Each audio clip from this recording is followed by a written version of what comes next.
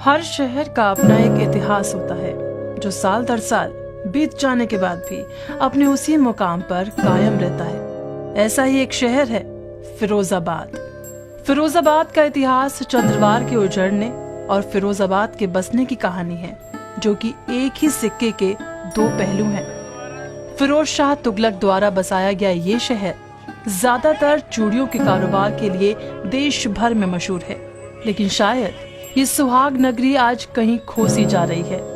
यहाँ के लोग इस कारोबार के दलदल में ऐसे फंसे हैं जिन्हें बाहर की दुनिया के बारे में कुछ पता ही नहीं। घरों के अंदर महिलाएं भी चूड़ियों पर पॉलिश और हिल लगाकर रोजगार अर्जित करती हैं। कोई 40 साल करीब हो गई काम करते हुए, मिला करके सोना रेती मिलके भट्टी में भर के कांच बनता है। आगे बाद जो है लोम बनती है, लोम बेलन पे जाती है, माल। चूड़ियों का ये कारवां शुरू होता है उस जगह से जहां रंगीन कांच को गलाकर उसे उस भट्टी में डाला जाता है, जिसका तापमान 820 डिग्री सेल्सियस होता है। इस गर्म तापमान में लोगों की हालत जलने जैसी हो जाती है, पर फिर भी वो महिलाओं की खुशियों के लिए काम करते हैं। फिर कांच की लौ को बेलन पर चढ़ाया जाता है और उन चूड़ियों को गोल आकार देने के बाद चूड़ियों के तार को काटा जाता है। ये कारवां यहाँ खत्म नहीं होता, बल्कि यहाँ से शुरू होता है। फैक्ट्रियों में बस चूड़ियों को आकार दिया जा रहा है। फैक्ट्री से निकलकर ये चूड़ियाँ जाती हैं उन घरों में जिनका रोजगार चलता ही बस चूड़ियों की खनक से है। और मेरा नाम है और मेरे यहाँ हम लाते हैं काम माल से, बाजार से, कारखाने से, और मजबूरी में सब बच्चन पे करवाते। जब मोहल्ला पड़ोसी के सब इकट्ठे हो जाते हैं, सो इन पे करवा लेते हैं। नन्हे नन्हे हाथों से चूड़ियों को जोड़ा जाता है। एक अंधेरे कमरे में मिट्टी के तेल से बर्तन में जलती लौ से चूड़ियाँ जोड़ते हैं। मिट्टी के बर्तन से निकलती विषैली गैस बच्चों के शरीर में जाकर उन्हें बीमारियों से घेर लेती है, लेकिन ये काम नहीं रुकता। यहाँ के ज्यादातर 90% बच्चों में अस्थमा 10 साल से पहले ही क्रिएट हो जाता है। अब अगर आप फैक्ट्रीज में जाके देखें तो कांच जिस मटेरियल से असेंबल होता है उसमें आर्सेनिक जैसा जहर या लस्टर जैसी चीजें होती है। लस्टर मतलब लोहे को भी खाया जाता है। जब यही बॉडी में जाएगा तो आप अंदाजा लगा सकते हैं कि इससे बोन टीबी जैसी शिकायतें भी अक्सर आती हैं। जुड़ने के बाद ये चूड़ियाँ जाती हैं उन गलियों में जहाँ इनको सजाया जाता है। सजावट का काम भी यहाँ पर बच्चे और महिलाएं करते हैं। चूड़ियों पर होने वाली सजावट में भी बच्चों का बहुत बड़ा हाथ होता है। चूड़ियों पर केमिकल लगाकर उस पर अपनी नन्ही नन्ही उंगलियों से छोटे छोटे कुंदन लगाकर ये बच्चे चूड़ियों को सजाते हैं। केमिकल से उनके हाथों की उंगलियां गलने लगती हैं, लेकिन उनको ये सब बस एक खेल लगता है, जो कि वो अपने घर वालों के साथ खेलते हैं और उन्हें ना अपनी उंगलियों की फिक्र है, ना ही अपनी आँखों की। लेकिन उन मासूमों को ये नहीं पता कि उनका ये बचपन कांच की चमक में खोता जा रहा है। रोजगार की इस दौड़ में ना तो अच्छी आमदनी है और ना ही अच्छी सेहत। चूड़ियों के एक बेलन की कीमत मात्र 3 से 4 रुपए है, जिसको लगाने में लगभग आधा दिन निकल जाता है, जिस वजह से ये मासूम धीरे धीरे अपने भविष्य से भी दूर होते जा रहे हैं।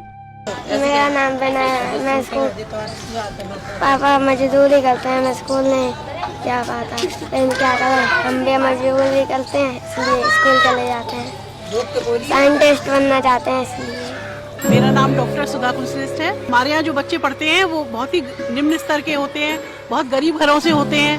वही बच्चे होते हैं जिनके माता पिता फीस अफोर्ड नहीं कर सकते हैं और मजबूरी में स्कूल में भेजते हैं। लेकिन उनकी भी उनके साथ ये मजबूरी होती है कि बहुत गरीब परिवार के होते हैं, और जब तक वो अपने बच्चों से काम नहीं कराएंगे, मजदूरी नहीं कराएंगे, तो उनको पूरे 2 टाइम का भोजन जुटाने में भी बहुत दिक्कत आती है। पढ़ाएं जब पैसा तभी तो पढ़ाएंगे, जब पैसे नहीं तो पढ़ाएंगे कहाँ से बच्चों को। इसलिए काम कराते हैं और पढ़ाते भी हैं। जो पढ़ जाए वो सही है, नहीं पढ़ जाए वो सही है। ये मासूम धीरे धीरे अपने भविष्य से भी दूर होते जा रहे हैं। उनको लगता है कि चूड़ियाँ ही उनकी कमाई का एक जरिया है। पढ़ाई से रोजगार का तो उन्हें पता ही नहीं। मैं सुधीर भारद्वाज।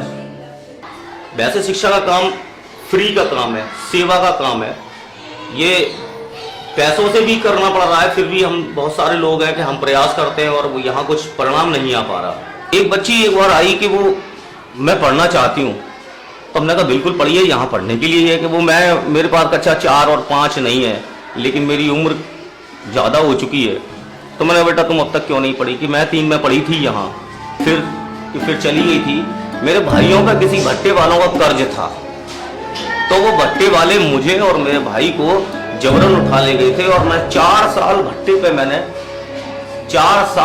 पे मैंने काम किया। और जब उनका कर्जा पट गया तो उसके बाद हम छोड़े गए हैं और अब मैं आई हूँ, तो लेकिन अब मैं पढ़ना चाहती हूँ। तो हमने उसे कक्षा 6 में एडमिशन दिलवाया। वो वास्तव में ओलम भी नहीं जानती थी, और धीमे धीमे उसके साथ प्रयास किया गया। आज वही सोनम नाम की लड़की कक्षा 7 में हमारे यहाँ पढ़ रही है। पढ़ने में बहुत मजबूत नहीं है, लेकिन उसकी इच्छाएं बहुत अच्छी दिखती हैं। मेरा नाम सोनम है। मैं 5 तक पढ़ी थी, और मैं 5 तक पढ़ी। मेरे भाई स्कूल में भट्टे पे वाले गया था, भैया ने कर्जा लिया था इसलिए उन्होंने पैसे लिए 10,000, इसलिए हम भट्टे पे गए और 2 साल काम किया था। इसलिए हमारी पढ़ाई भी छूट गई। भैया ने भी कह दिया था कि तुम कोई भी नहीं पढ़ोगे अब। जैसे सोनम को उसके भाई भट्टे पर काम करने के लिए ले गए, ऐसे ही ना जाने कितने ही मासूमों को काम कराने के लिए मजबूर किया जाता है या उनके बचपन के साथ खेला जाता होगा। सजावट के बाद ये चूड़ियां जाती हैं गड्ढा बाजार। ये थोक का वो बाजार है जहां ये व्यापारी आकर चूड़ियां लेकर जाते हैं, जिनकी कीमत 2 रुपए से लेकर 10 रुपए तक होती है, और व्यापारियों द्वारा इन चूड़ियों की बाजार में कीमत आसमान छू लेती है। मेरा नाम हाजी गुलाम साबिर है। मुझको 3 साल हो गए ठेले लगाते हुए यहाँ पर। 2-250 रुपये पैदा करते हैं 4-6 बच्चे लगा के। और ये दुकान वाले हमें बहुत परेशान करते हैं। 10 बजे दुकानें खुल जाती हैं जी, और हमको कहते हैं हटाओ ठेले हटाओ।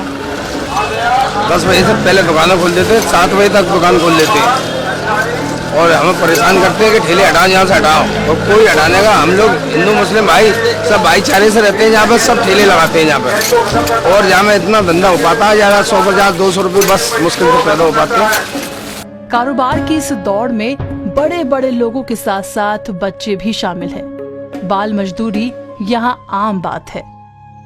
चूड़ियां, जिसे सुहाग की निशानी कहा जाता है, जो कि महिलाओं की जिंदगी में अपनी खनक भरकर उनको खुशियां देती है। पर क्या कभी किसी ने सोचा कि ये कितने लोगों के दुख से होकर अपना आकार लेती है? चूड़ियों का ये बाजार चलता है महिलाओं पर और उनकी खुशियों पर, लेकिन ये खुशियां ना जाने कितने बचपन को कुचलकर महिलाओं की हथेलियां सजाती हैं। और आज यही सुहाग का शहर खो गया है, जलता जा रहा है कांच की भट्टियों में।